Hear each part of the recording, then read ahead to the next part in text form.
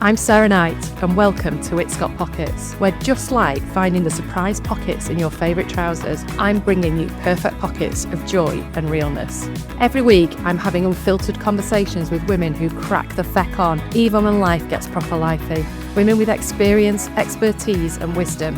Because sometimes the best stories start in the middle. Women who've been there, done that, and they're still figuring it out. Join me for real talk, useful tactics, and all the swears in between that make your life and business feel that bit more manageable. Well, hello, you bloody brilliant, marvellous souls. Welcome back to It's Got Pockets. This is, as you know, the podcast for women who are done shrinking to fit. We are done following the rules that were never, ever written for us. We're going to rewrite the fucking rules, people. One plot twist, one swear word, and one move at a time. And that's what brings me on to my subject of the day. My subject of the day is something that I know for a fact every single one of us has mastered at Olympic level. I am talking about the power of procrastination. I am the queen of procrastination. And if you're sat there thinking, no, Sarah, not me, my love, I'm laser focused, then I think that you've probably just deep cleaned your kitchen before listening to this. Or maybe you're listening to this before just doing that thing, because if you just listen to this, then you're going to do that thing. Well, this is how you're going to do the thing. I mean, last week I was the empress of procrastination. I had a massive game-changing proposal to write. It's a bit of a career game changer for me, and I was really excited about it. It's the sort of proposal that actually is going to really shore up my cash flow for the next couple of years. So, quite a big fucking deal. It was full of excitement and, of course, a little bit of fear. And I know that I'm the right person for the job. I know that I've got the right experience, and I know how bloody brilliant I can be doing this thing for this organisation. And yet, instead of writing it, I made granola from scratch, people. The last time I did that was during COVID, which says it all. I checked all the expiry dates on all the nuts and seeds in my cupboard, and I found that some of them last belonged in not 19. I'm not that bad. In 2023. I slow cooked the pork that was in the fridge with every spice I could find that was in date. I even cleared out my husband's shit drawer.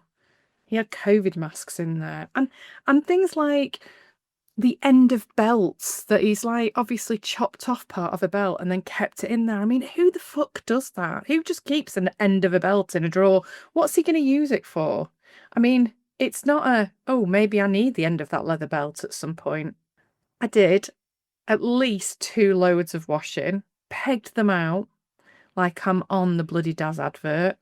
And not only did I pegged them out with matching pegs, people. I mean, this was my dedication to procrastination.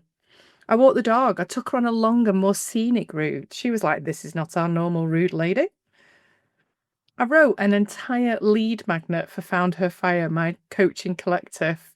I mean, it is blinking brilliant. It's a 21-day reset. And if you want a copy of it, you need to drop me a note. But oh my word, all the time, this proposal was blinking at me. I sharpened all my pencils. Now, I think that's justified because, I'm a big believer in pencils. Beautiful pencils are a thing of beauty. But you can't write with a blunt pencil. So, of course, I had to sharpen all my pencils. I rebooked my optician's appointment. Oh, and then promptly forgot it. That's just reminded me I need to rebook it again. And I booked a hospital checkup, which was really just my ability to avoid doing the thing that I wanted to do. And the proposal, it still sat there winking at me. Now, here's the thing. I'd written the main draft. I've got the notes. I've got the frameworks. I've got the brilliance all in my head. But instead of finalising it, instead of committing it to paper and actually pressing send, I even wrote a LinkedIn post on procrastination because I am that talented. I am that dedicated to the cause. Because here's the truth. When you're the boss of you, it's on you, it's a double-edged sword because we've got the freedom. I've got the freedom, but I've got also all the pressure. If I land it, it's on me. If I mess it up, it's on me. That kind of responsibility is really bloody heavy. And when the stakes are high, procrastination isn't about laziness. It's about protection. And my brain is basically saying to me, this matters so much. I literally need to do everything else before I risk fucking it up. But let's talk about the science behind it for a second, because procrastination isn't a character flaw. It is neuroscience. And we talk about it as if it's a really bad thing. And it's not. Actually, there is power in procrastination. Maybe not to the level that I've been procrastinating, but there is power into it. Let's talk about neuroscience. There's a dopamine hit. Every time we tick something off, even if it is sharpening a pencil, my brain gets a little shot of dopamine.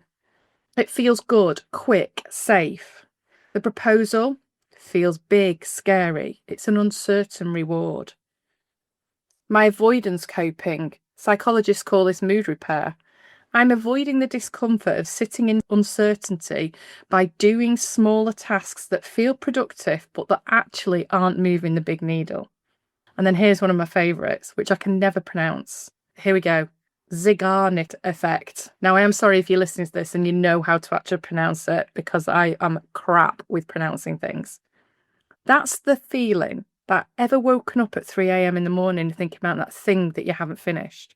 That's your brain keeping unfinished tasks on the front burner. That's why the proposal's been winking at me at night. That's why I've got up in the morning and thought about all the things that I can put in the proposal. So the Zeigarnik, I can't pronounce it. I'm just going to call it Zeigarnik for the purposes of today.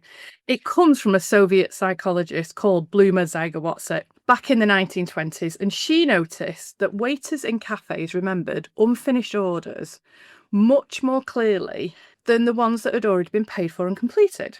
And the principle is our brains hold on to incomplete tasks like open tabs in a browser.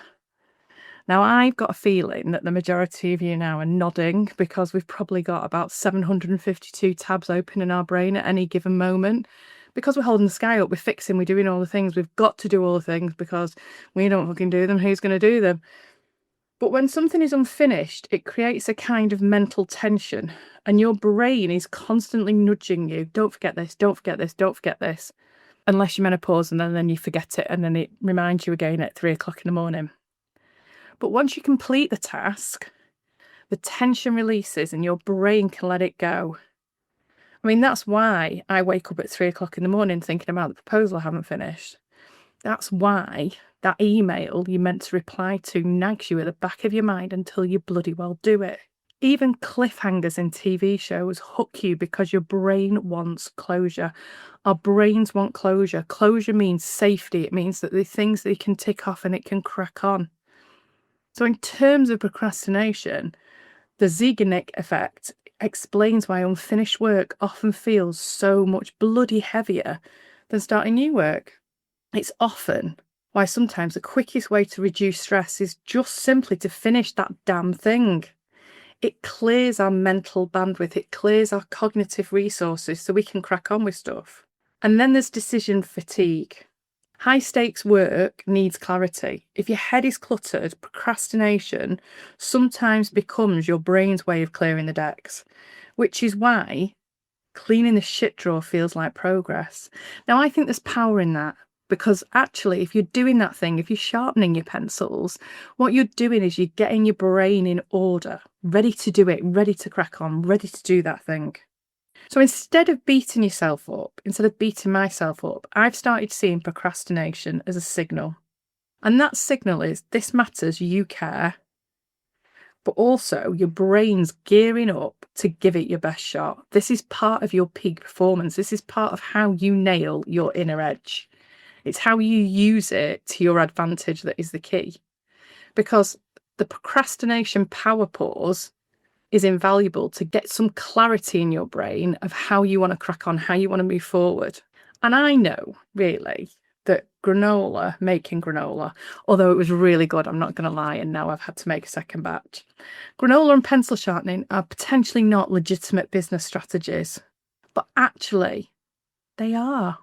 Because they get my brain in order of the shit that I need to do to crack on with it. It clears some of the mental space to give me the power to focus on my proposal. So what I do and what I've learned is that I give myself a permission slip. I give myself that time to procrastinate.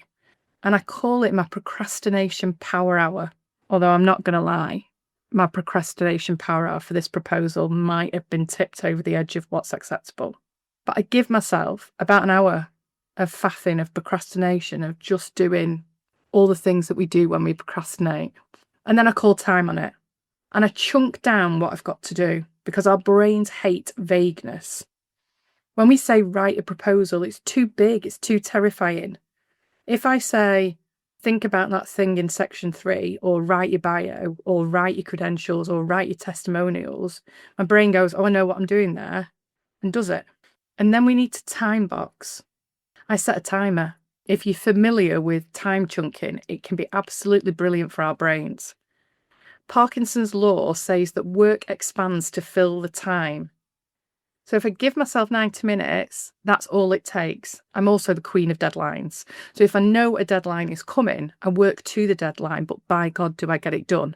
Because we fill the time that we need to fill. So give yourself better deadlines. And we have to allow ourselves to build identity over outcome. Outcome's really important. I need to know what that proposal is going to look like, how I'm going to press send, because I can visualize the end result. But what's really important is knowing how I'm going to show up. So instead of thinking I must write the perfect proposal, hello perfectionists, we're never going to do it then because we're too worried about it being the perfect proposal. I tell myself, I'm the kind of woman that shows up and gets it done. I am that person, and I can be that person, and I am showing up as that person. And that tiny identity shift makes the action inevitable, because I'm holding myself accountable to the woman I know I am, the woman I deserve to be, the woman who gets the proposal. So procrastination had all its fun, and I did exhaust all possible excuses. I did all the things, but I also got the proposal done. I sent the proposal off, and I got a bloody brilliant email back. Now I'm still waiting to hear. So I'm a little bit nervous about it. And maybe procrastinating about some other things like recording all my podcasts. But I did it, and I sent it off, and it felt bloody brilliant. So I knew that by cracking on, it worked, and it filled my dopamine hit. So if you're sat there hiding from the big thing that you need to do, if you're sat there going, oh, I'll just do it if I do this, this is your kick up the ass. Give yourself a tiny permission slip if you need it. But then close the gap between knowing what you need to do and cracking the feck on and doing it. Because procrastination isn't your enemy. It's the pre-party.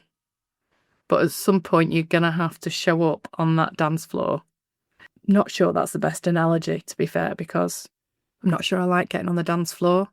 But the point is, give yourself a procrastination power hour and then crack the fuck on and get it done. Take care. See you later.